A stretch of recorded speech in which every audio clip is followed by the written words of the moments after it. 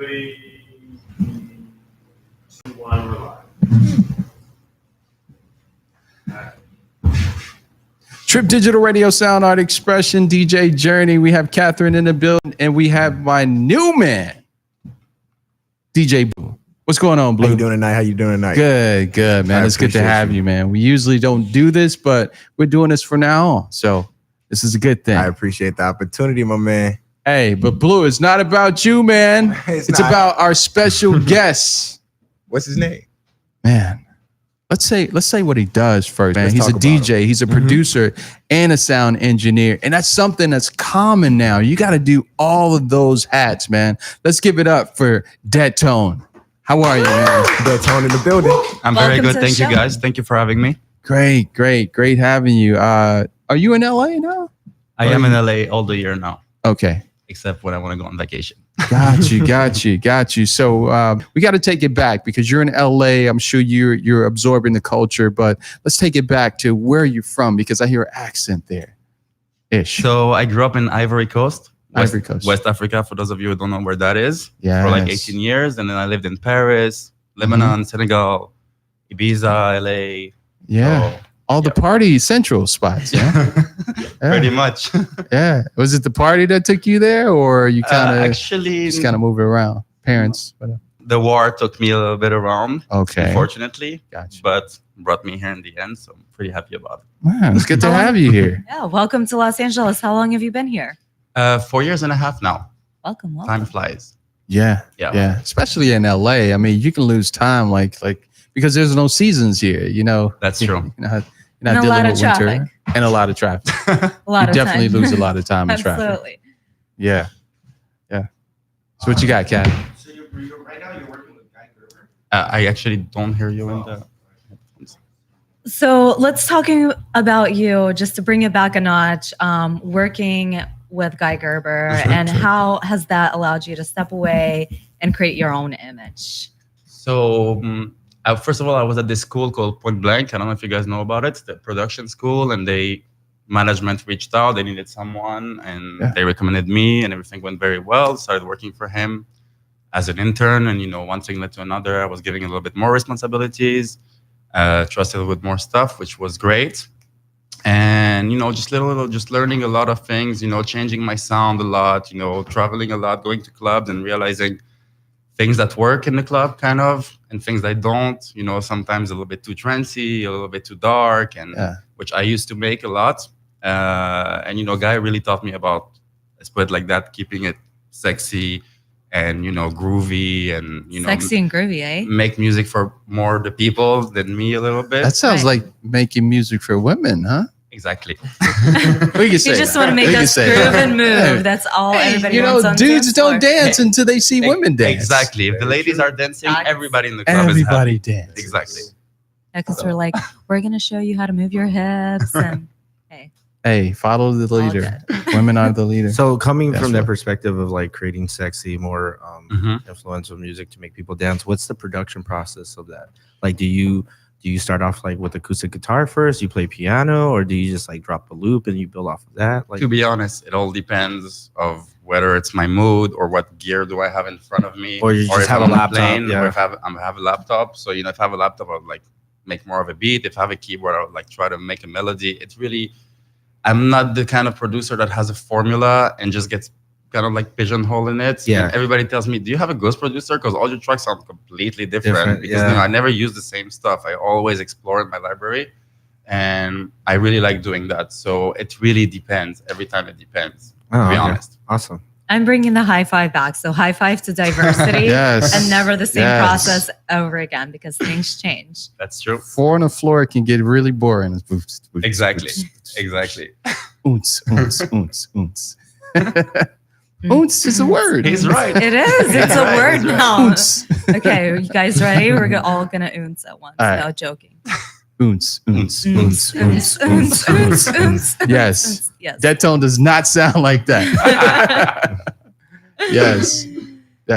So we got questions, Kat? Yeah, you look like absolutely. you're- I mean, basically, with the ounces and all of that. Like, I'm from Moscow, Russia. So we had like the whole techno scene blow up before. it did in America and it blew up in Europe, and then it came to America for us, and now everybody is doing the oons and with their hands up and up and up, and they're It's a like, thing. yeah, like I don't even know how to move to this. So like, based on your background, based on your travels and everything, where at the core level did your influence come from? Well, to be honest, unlike a lot of people, I didn't have musical culture per se. And to be honest, I was pretty ashamed of it, growing, like I didn't listen to growing up to the Beatles and Pink Floyd. And, I was, in Africa, I was listening a lot more to reggae music or local music. So you will find that influence a little bit in my music. But yeah, I don't know. For me, it's I get influenced now a lot by old school house. I like the sound of old school house and even old school tech house because it doesn't sound too big in the club. Like not so much low end. If you listen on the Bose speaker at home, but then you play it in the club and it just hits right. It's not overwhelming. So I really like that in my sound. But unfortunately, nowadays, you do need to be. Nobody really cares if you have a vintage sound or not. You need to be a little bit more modern, and if you play the game or you don't play the game. So you're bringing like the modern twist with the reggae, then you're like. I don't really bring the reggae influences, but you're taking like. I don't know. I like Tangerine Dream. I like really trippy, synthy music from the 70s. I'm kind of like a synth guy. Like synths really move me, so I like that a lot. But I also like a lot of like acoustic stuff, but I'm not like per se a musician. So, everything that I do, I kind of like make it up. You know what I mean? So a musician would come in and like just kill it in like 5 minutes. Me, it's more of a process for me, but definitely trying to get influence from people a little bit less from the dance music scene because, it just gets boring and then you end up copying someone. And, people say that the melodies that come out of you come out from, whatever you listen to, unconsciously. Yeah. So I just try now, actually, way more these past couple of years to like go. I was just at Amoeba, actually, Amoeba, I think that's how you say it. Amoeba, right before coming Record here. Central. Yeah, just went and got some like Brazilian like percussion samples. And so you bought records? Yeah, I did. Actual vinyl. Thank you for buying records. Thank you for supporting the physical copy. Actually, I heard that vinyl sold more than CDs this year, so that's pretty good. Whoa. Okay. The vintage is back. It is back. Older is better, in my opinion. Absolutely. So I got a question a little bit about the past and digging into the classics and stuff like that. So house music was created in Chicago. It went to Detroit. It was tech, and then it went overseas. So are you digging in as far as like the classics into like the Detroit tech sound, or do you go back that far? So I love Detroit tech house, but unfortunately it's not music that I can play in every setting. You know, I was also like a resident. I'm still a resident of Rumors for the past seasons. And, you do have to bring something a little bit modern to it. Also, you can't just play like classics all the time, right? Especially for crowds that are like, not this, especially here in LA, for instance. I feel like, it's not New York, for instance. Let's put it like that. Like it's growing, which is great. When I moved here, there was way less stuff, and everybody's trying to make something, which I think is amazing. You get all these like Romanian house parties, and like these like kind of like more like burner parties and real techno. Everybody's trying to do their thing. I really respect that. And what was the question? No, I was just speaking about the classics and and everything. When I buy music these days, I realize that you can see the date from where it was released, and I realize I have very few stuff from like 2016, 17, 18, 19, more like 1992, 2000, like more old school stuff. I'm just drawn a little bit more by that. Because I love the process of making music with machines, and I'm like, oh, what did he record that to? But it sounds a little bit like shit, but it sounds cool. You know what I mean? I really like that. And it's not on the grid either. It's not on the grid. Yeah, that's when you're using analog gear and you're recording it onto tape, like back in the day. It's just like it has this groove, and the flutter just like makes it move a swing to bit. it. Yeah, exactly. It's beautiful. Yeah. Oh. So then when you incorporate that with modern music, it's like a push and pull of like modern, like on the grid stuff against that analog sound. And it's like, I think the challenge for me right now is to find the right balance between being vintage without being like that purist and like, ooh, I only make music with analog synths. And some things do sound good, let's face it. I love to use plugins to make atmospheres and stuff like that, And yeah, for me, the right balance of both stuff is very important. But again, I don't always have the luxury to have all the gear. You know, I'm blessed enough to be able to use Guy's studio sometimes, and you know, he lets me use whatever gear I want. So I'm very grateful for that. And you know, I know that I'm lucky. Regarding What DAW are you using right now? I use Ableton. I used to use Logic a lot, but Ableton just, you know, I have I Faster. teach also Ableton, Oh, awesome. and it's like it really feels like my home. You know, Yeah. like I just like do whatever I Same. want in this. You know, Yeah, I so feel you. yeah. I have a question for you. You Mhm. state that the band Ground Nation really had a revelation for you, Did I? and then they blend reggae and jazz in a genius way. So I took my Groundation. Oh, okay. Yes. Groundation. Yes, I love them. So I started my first piano lessons a couple like Mhm. weeks ago, and my instructor said, Mhm. "Do you want to play piano the classical way or the jazz way?" Mhm. So in blending reggae and jazz together, and with your current projects that you're currently working on, Mhm. what do we expect to see from you?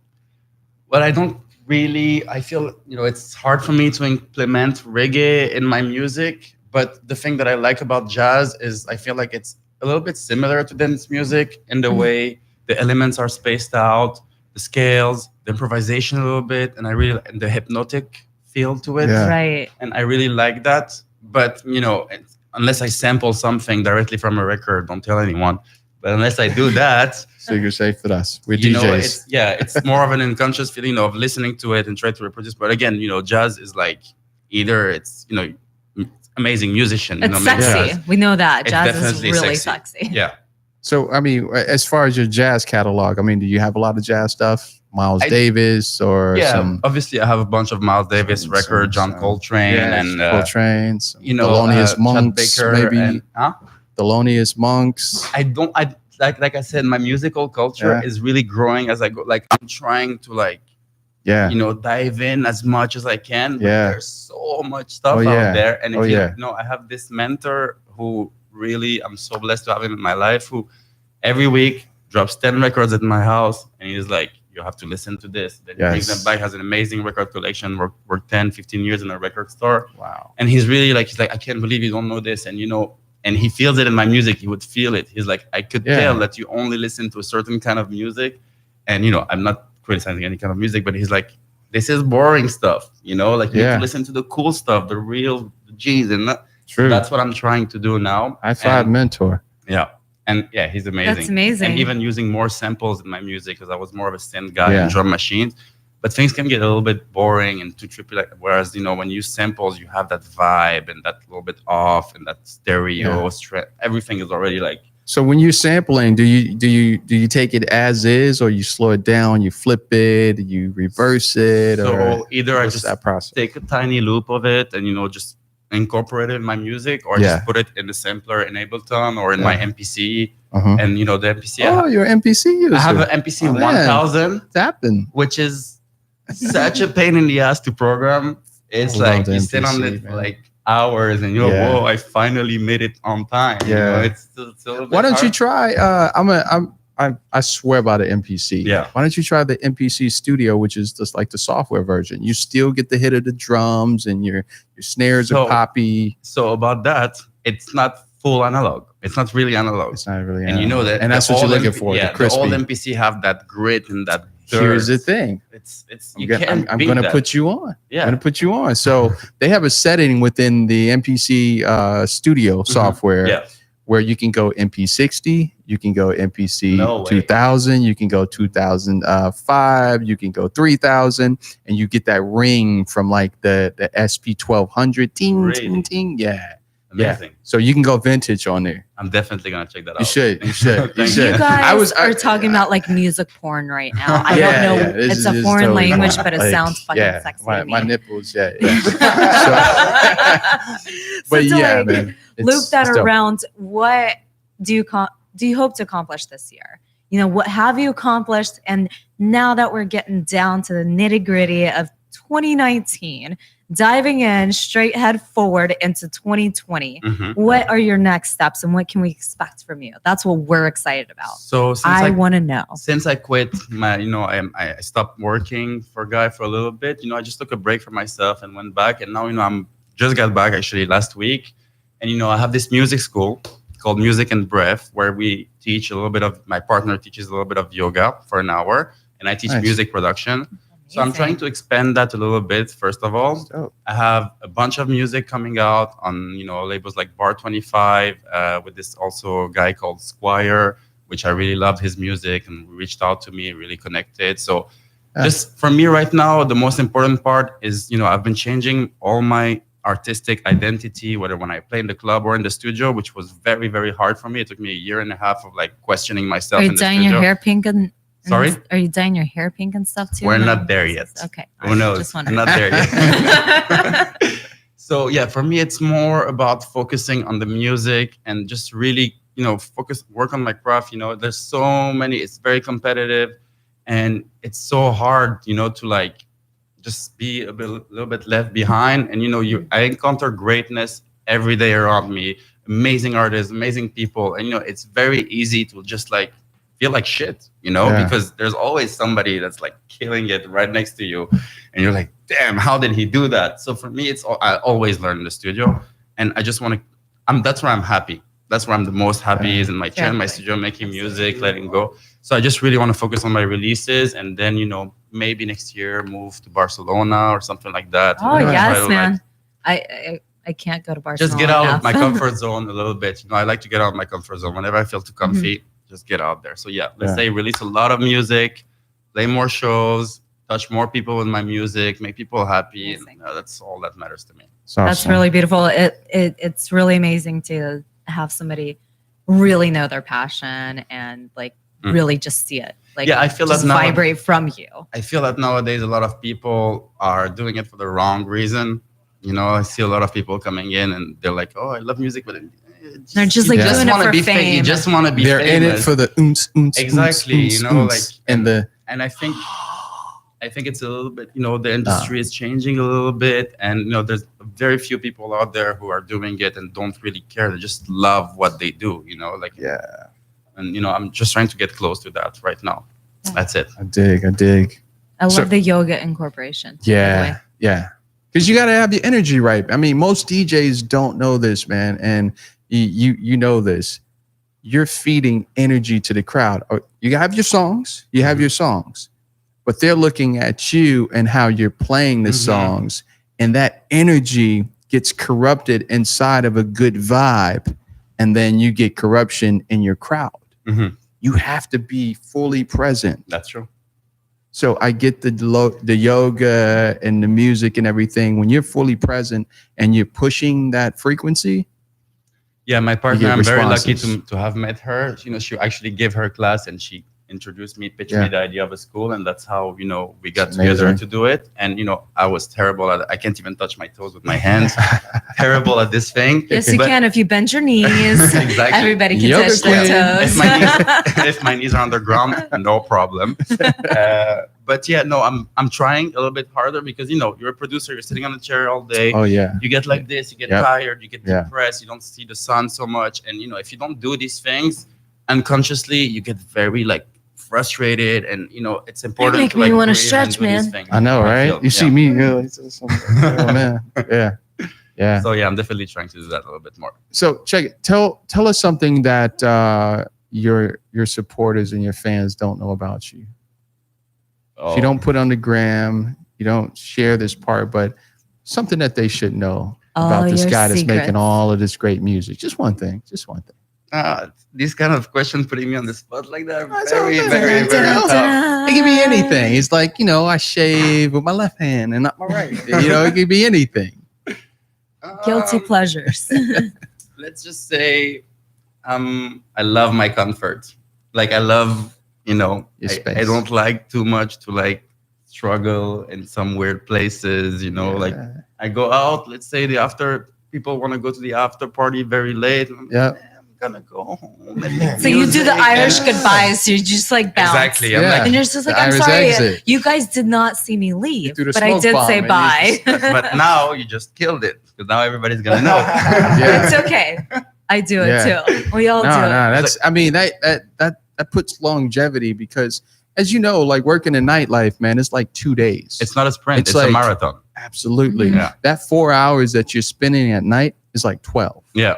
Yeah. Because it's hard on your body. I mean, you're giving off all this energy and these frequencies. So I can get it, man. Just go home. A lot of brain power rejuvenate. going into Yeah. that. No, I like to wake up Yeah. also the next day and, like be fresh and want to make music. So know, are like, you the DJ that gets up early in the morning? I do get up early in the morning. Yeah.